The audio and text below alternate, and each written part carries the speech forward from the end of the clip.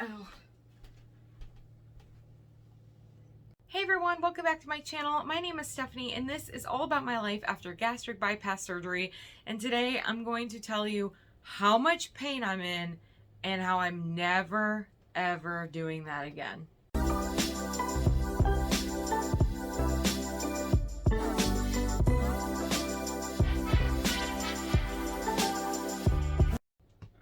Here he is. I knew he was gonna come up here. Just in case there's any curiosity in terms of my last video where I talked about his little kitty diabetes diagnosis, he's doing excellent. He's doing really, really well. He has gotten his insulin upped a little bit because he was still not responding as well as he should have, but he was already feeling much better. So I'm really happy and everything is a pretty good routine at this point. I literally have the second cat that decided to jump on my lap. This never happens. What are you guys doing?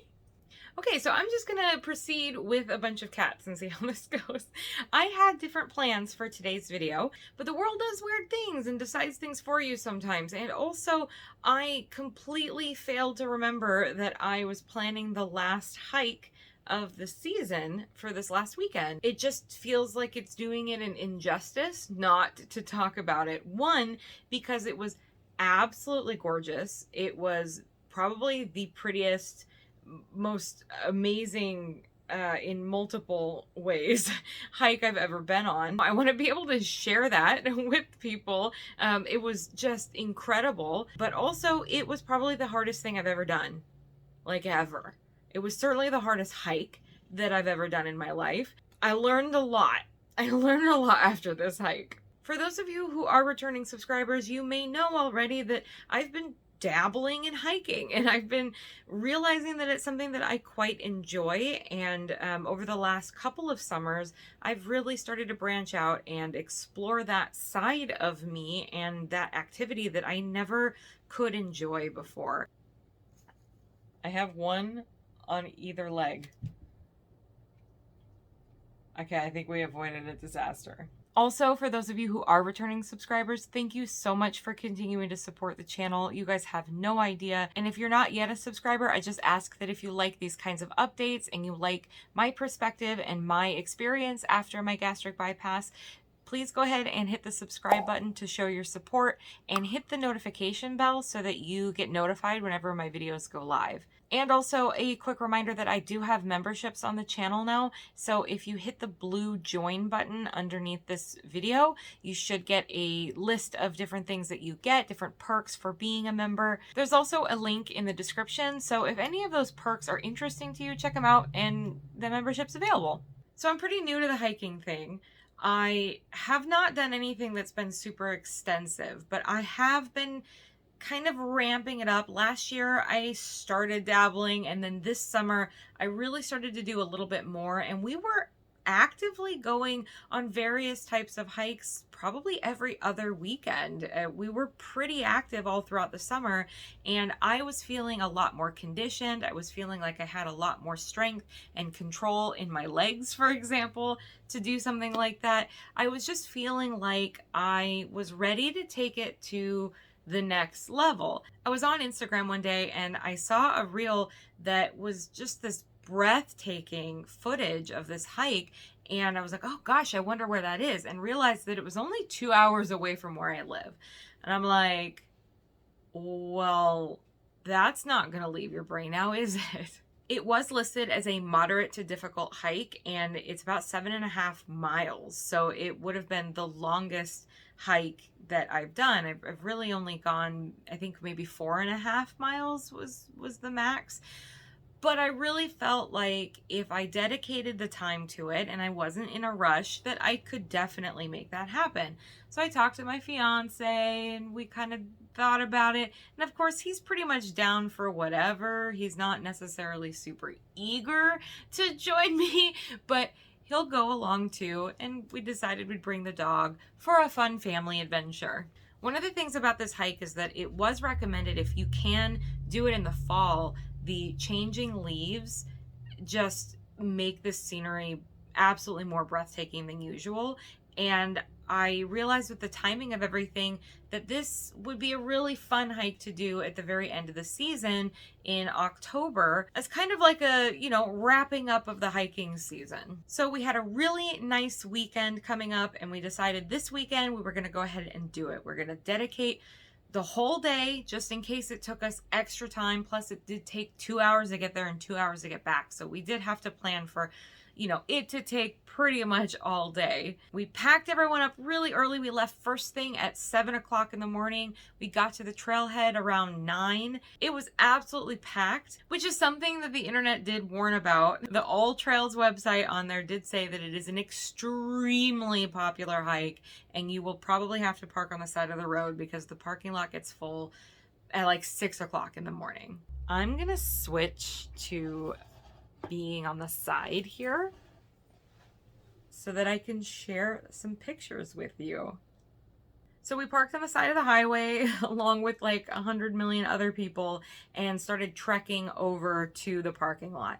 By the time we got to the parking lot, made sure that we hit the bathrooms and did all of the pre-hike things, we started our hike at about 9:30 in the morning. So this trail was a loop, and the debates online were always consisting of whether or not to go clockwise or counterclockwise around the loop. The arguments were that if you go counterclockwise around the loop, it's a bit of a more steady, gradual incline, and then the steepest parts of the trail are on the other side when you're going back down. So aside from the fact that you're kind of scrambling down some rougher terrain, everybody generally feels like it's better to go counterclockwise because of the gradual ascent. But the more I talked to my fiance and the more we debated that, the more we kind of didn't want to do it that way.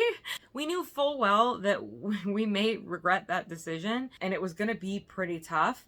But the rationale is I have done a few different hikes with some pretty steep terrain in certain spots. And every time I have to go down really steep terrain, especially if it's rocky and rooty, I hate it. It's so difficult. It's really hard on your knees, and I always feel like I'm gonna trip and fall, especially with us having the dog with us. It would slow him down when he could just barrel through everything, and he also has so much fun just like rock climbing himself. So we decided we knew it was going to be really tough, but we wanted to do the steep part as the ascent instead of the descent. So we just planned to take some extra time and take it slow and know that we'd probably be exhausted. The problem is all of the reviews that I read and all the information I was getting on the website really made it sound like going the clockwise direction would be really tough and really steep, but pretty short-lived. And then it's, not so bad after several switchbacks, maybe a fourth to a half of a mile up the mountain. And what we experienced was that the trail goes up and up and up and up and up, relatively steep the entire time until you hit the peak, essentially, the ridge, and then it just immediately goes back down. So thankfully, because we had to stop so often and give ourselves a bit of a rest, we had plenty of opportunities to enjoy the sights around us, take a lot of pictures, and just really enjoy the scenery. But as a result, it did take us like 3 hours just to get to the top. And at one point, you can see the ridge and you can also see the switchbacks that are just climbing up. There were like 4 switchbacks, very steep, to get to the ridge. And I'm like, I just need to get to the top. I just need to get to the ridge. But the closer I got and the more I realized how steep it was to still get that far, I almost broke down. I had to sit down on the rocks and I had to tell my fiance, I have to take a minute. I mentally cannot do this right now. And so I took a rest, I drank some water, I caught my breath, and I waited until I felt like, okay, let's tackle this and let's get the rest of this done. Once you get up to the ridgeline, I mean, I've never climbed that high. I've never seen a sight like that. I'm new to this hiking thing, and that's the reason why people hike. I mean, I can see after this experience why people love this so much. It was breathtaking, and it was just amazing to be there in the middle of all of that and know that I did that. I climbed up to the freaking peaks of these mountains. So we stopped at the top and we found ourselves a little area of shade. We had ourselves a little bit of a picnic lunch, took a really nice break, a well-deserved break, and then headed back down the mountain. My Fitbit died on me during this trek, and I was really upset about it because there was a huge loss of data. This is something that I've never done before, and spoiler, I probably won't do again for a very long time. And so to not have that data about the hike and what I experienced, how many steps, how many miles it was, all of that is really kind of a bummer. I believe by the time we were at the top and eating lunch, we were 3 or 3.5 miles in. So we had about 3.5 miles to go back. And that was the gradual descent that we were expecting because we took the really hard, really steep part. Yes, it was a little more gradual than the other side, but there were so many rocks that we were scrambling around. I was trying not to twist my ankle. It was still climbing over things and quite steep compared to what I was expecting. It was really rough. At one point, we were getting down to basically the tree line and we're thinking that we were getting relatively close. Maybe we only had about 30 minutes left. We took a water break and drank the last of our water because I just was not prepared for how big this hike was going to be. So we really needed like an extra bottle of water per person. And we forced ourselves to move forward thinking that we were really quite close to the end just for it to keep going forever. The further into the woods we got, the more I could hear cars. So I knew that we were getting close to the highway, at least enough to hear cars passing by, but I had no frame of reference. I had no visuals on where we were, how far we were from the parking lot. And it took us another hour from that point, almost exactly. And we were absolutely exhausted. I was just dragging myself the last of the way. Thankfully, that last hour really was a lot more gradual. It was a lot more like just a normal path through the woods. It was not scrambling over rocks. It was not super treacherous. When I was going down the hill and I finally saw the tops of some of the cars through the trees, I was ecstatic. I could not believe it. I could finally see cars. I could finally see the end of everything. And we were just dragging ourselves to the very end because we had to park on the side of the highway. We were probably a good 1/4 of a mile or maybe even more down the highway. So we were just dragging ourselves along the highway to get back to my car. It was rough. Overall, I would say we probably did closer to 8 miles because of the extra walking that we had to do from where we parked. And we were hobbling like an old couple. Like, I am so incredibly sore and incredibly tired still after that. So was it worth it? Because that last hour, I was talking extensively with my fiance about whether or not it was worth it. We got amazing views, we got some amazing pictures, and had a really cool experience, and bragging rights to say that we did the hike. We got some amazing stuff out of it. But with how sore and tired and exhausting it was it all worth it? If I add in the fact that I learned a lot from this experience, then I think it was worth it. I learned what my threshold is. Although I have a ton of new energy and new abilities and things that I am finding every day that I can do either better than I ever could before or I can do for the first time, I don't really have the ability to do quite everything. Now, granted, I did complete this hike. It was doable, although I would like to point out that when you're in the middle of nowhere and you have no choice but to continue walking in order to get to your car to leave the area, you don't really have much choice. But it was really only the last hour that I felt pretty much done with the whole experience. Ultimately, I think I learned that 7.5, 8 miles is too much for me unless we're looking at something that is a little bit more flat. Definitely up and down a mountain is too much for that amount of walking in that amount of time. The whole hike took us 5 hours from start to finish. That does include our rests and our stop for lunch at the top, where we took a pretty decent sized rest, but it was a good chunk of time. And it was a little bit longer than what the average was on the website. So that does make sense with my level of experience and my abilities. I really was a little bit overconfident that this hike was not going to kick my butt nearly as much as it did. But I don't think that that's a bad thing. I feel like that's a really good testament to the fact that I have changed so much, especially in a short amount of time. But just if you are looking at what my life was like before and what my life is like now, I never in a million years would have tried that hike. I mean, it wouldn't have even been on my radar enough to look it up online and see like, oh, how difficult is it? What do people say about it? I wouldn't have even dreamed of thinking about doing this hike. So the fact that I thought about it, and the fact that I looked into it, and the fact that I assessed it and thought that I had the ability to complete it, I think is awesome. And I did complete it. I am so sore and I am so tired and just don't want to do anything for several days. But I got up this morning and I took the dog for a walk and I did my normal stuff regardless. So I consider that all a win. All of it was a win, even though ultimately I'm not going to do something like that again for a very long time. That was one of those end of the season bucket list hikes that now I learned, and now I can move on and do some stuff that's closer to me and a lot more manageable. And maybe someday I can work up to that.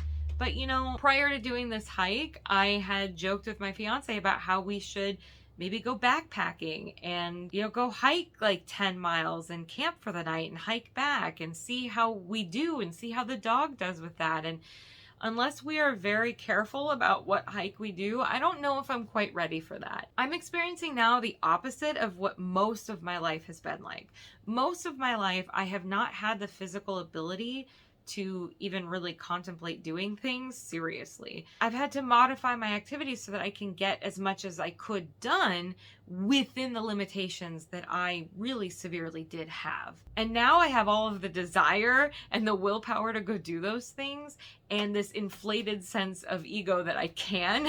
And I'm realizing that I have to practice and I really have to work up to that. That's probably really common for people who spent most of their life, you know, so heavy that they couldn't participate in a lot of things in life. I now feel like I want to do it all. It's like somebody who's been blind their whole life suddenly being able to see, and they just want to travel and see the whole world and see and experience all the things that they've never been able to do before. Or like those viral videos of babies eating ice cream for the first time and going absolutely berserk crazy over how amazing it tastes. I feel like I just want to experience all the things, and like I have to take a step back and remember, like, you kind of have to work into that or you're going to break your body, because that's something also that I experienced with this hike. Throughout the summer, I was actually noticing as some of my hikes were getting more and more difficult that I was starting to get a pain in my right hip. And on this hike, it was the worst it's ever been. I would say probably a third of the way through, I started really feeling it in my hip, and then it just got worse and worse. It did slightly get a little bit better as we were going downhill. It certainly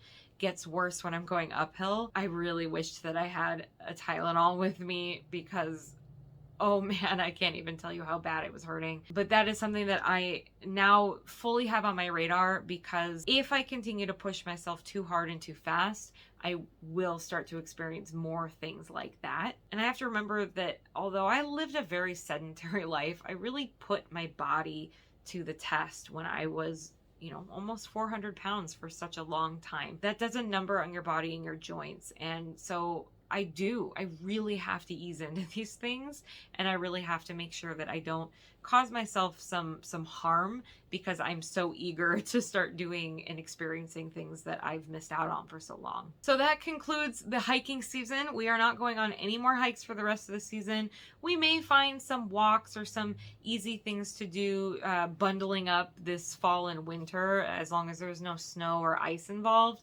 But we decided that we want to transition over to bike riding for the fall and some other activities, because we kind of did the hiking thing and summer's over and we want to switch over to something else and experience something else for the other seasons. So I wanted to give you an update, not only on the last hike of the season, but just how difficult it was and why. And I really feel like it gave me a lot of good insight into how I should be approaching things next year and how I should be approaching some of these activities moving forward as I get more and more active. I am gradually adding more and more activity to my life, so I'm going to have to reassess and just make sure that I'm doing things smart as I move forward. I'm pretty sure that I'm listening to my diabetic cat try to eat my dog's carbo-loaded dog food in the living room. So I'm gonna have to go and take care of that. Thank you so much for watching and sharing your time with me, and I hope you stay happy and healthy and always look at the big picture, and I will see you guys in the next one.